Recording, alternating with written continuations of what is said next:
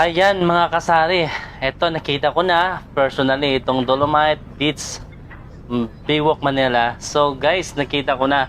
At ang masabi ko, may recommend ko sa inyo guys, pasyal na kayo dito. Pwede isama yung pamilya nyo, mga anak. Dito guys, pwede mamasyal, mag-banding, mag-relax, mag-picture taking. Yan lang ang activities na pwedeng gawin dito sa Dolomite guys, kasi limited pa ang bawat galaw ng tao kasi sa pandemic. So, maliban dyan sa mga tao nakikita nyo guys, maraming police at saka military na nakadeploy dito sa lugar na to kasi lahat yan nagbabantay sa lugar. Sinisita nila kung sino yung nagumpukan ng mga tao, namamasyal, bawal talaga, may dapat